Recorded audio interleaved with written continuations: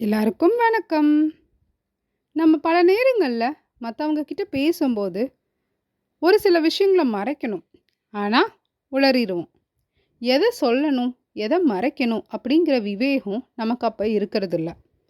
இதனால பின்னாடி பல நேரங்கள்ல வலியையும், இழப்பையும், வருத்தத்தையும் சந்திக்கிறோம். உங்களோட நிம்மதியையும், மரியாதையையும், மகிழ்ச்சியையும் பாதுகாக்கிறதுக்கு நீங்க மத்தவங்க கிட்ட பகிர்ந்துக்க கூடாத 9 விஷயங்கள இன்னைக்கு இந்த வீடியோல பார்க்க போறோம். எல்லாருக்கும் வணக்கம். இது ஸ்டோரி டைம் வித் வினிதா. நம்ம சேனல் இதுவரைக்கும் சப்ஸ்கிரைப் பண்ணாதவங்க மறக்காம சப்ஸ்கிரைப் பண்ணிக்கோங்க. பெல் ஐகானையும் பிரஸ் பண்ணிக்கோங்க. வாங்க வீடியோக்குள்ள போலாம். ஒரு மலைப்பகுதியில ஒரு சின்ன குடிசையில ஒரு ஞானி வாழ்ந்து வந்தார்.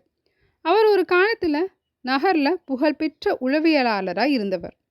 ஒரு நாள் ஒரு மனிதன் கண்கள்ல கண்ணீரோட அவர்கிட்ட வந்தான். ஐயா, நான் ஒரு காலத்துல ஊர்லயே பெரிய செல்வந்தனா இருந்தேன். ஆனா இன்னைக்கு என் செல்வம், குடும்பம், மரியாதைன்னு எல்லாத்தையுமே இழந்து நிக்கிறேன் அப்படின்னு அழுதான். அவரை பார்த்த ஞானி, நண்பனே, நீ செல்வத்தை இழந்ததால மட்டும் துயரப்படல. எதை மற்றவங்க கிட்ட சொல்லணும், எதை மறைக்கணும் அப்படிங்கிற விஷயம் உனக்கு தெரியாததால தான் நீ இந்த நிலைக்கு ஆளாகி இருக்க அப்படின்னு சொல்லி இப்போ நான் சொல்ல போகிற 9 உபதேசங்களை வழங்கினார். முதல் விஷயம், குடும்ப விஷயங்கள்.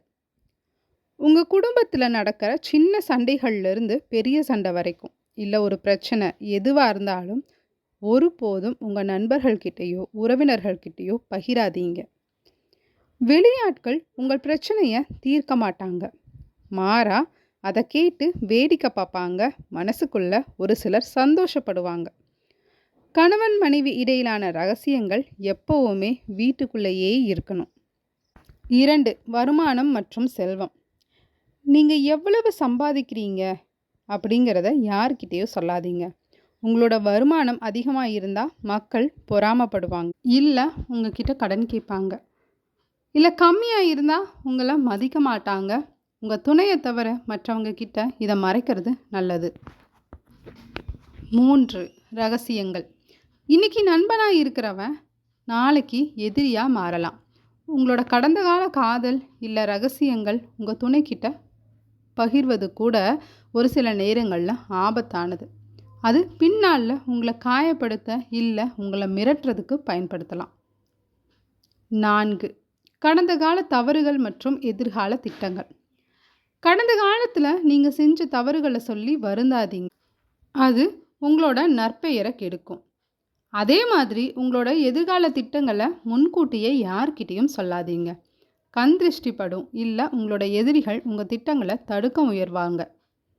5, பலம் மற்றும் பலவீனம். உங்களோட பலவீனத்தை மற்றவங்க கிட்ட சொன்னால் அதை வச்சே உங்களை வீழ்த்துவாங்க. உங்கள் பலத்தை சொன்னால் அதை முறியடிக்க அவங்க வழி தேடுவாங்க. அமைதியாக இருக்கிறதே உண்மையான வலிமை. 6, அவமானங்கள். உங்களுக்கு ஏற்பட்ட அவமானங்களை யார்கிட்டையும் சொல்லாதீங்க. அதை கேட்குறவங்க உங்கள் மீது அனுதாபப்படுவதை விட உங்களை கேலி செய்யவே விரும்புவாங்க. அவமானங்களை ஒரு பாடமாக எடுத்துக்கிட்டு முன்னேறுங்க. 7, எதிர்மறை எண்ணங்கள். கோபம், பொறாமை இல்லை வெறுப்பு போன்ற எதிர்மறை எண்ணங்களை மற்றவங்க கிட்ட கொட்டாதீங்க. அப்படி செஞ்சால் மக்கள் உங்களை ஒரு கசப்பான மனிதராக தான் பார்ப்பாங்க. எப்பவுமே நேர்மையான விஷயங்களை மட்டுமே பேசுங்க. 8, நண்பர்கள் மற்றும் எதிரிகள். உங்களோட உண்மையான நண்பர்கள் யார், இல்லை உங்கள் எதிரிகள் யார் அப்படிங்கிறத ரகசியமாக வச்சுருங்க. உங்கள் எதிரிக்கு உங்கள் நண்பரை தெரிஞ்சால் அவங்கள உங்களுக்கு எதிராக திருப்ப வாய்ப்புள்ளது. 9, தர்மம் மற்றும் நற்பணிகள். நீங்கள் ஒருவருக்கு செய்யும் உதவியோ இல்லை தானமோ மற்றவர்களுக்கு தெரியக்கூடாது. வலது கை கொடுப்பது இடது கைக்கு தெரியக்கூடாதுன்னு சொல்லுவாங்க. புகழுக்காக செய்யும் தர்மம் அதோட புனிதத்தை இழந்துடும். ஞானியின் இந்த உபதேசங்களை கேட்ட அந்த மனிதன் தான் செய்த தவறை உணர்ந்து புதிய நம்பிக்கையோட தன் வாழ்க்கையை மீண்டும் கட்டி எழுப்ப புறப்பட்டான். ஞாபகத்தில் வச்சுக்கோங்க, மௌனம் ஒரு வலிமை. எப்போ பேசணும், எப்போ அமைதியாக இருக்கணும்னு தெரிஞ்சவங்க வாழ்க்கையில் அமைதியையும் மரியாதையையும் பெறுவாங்க.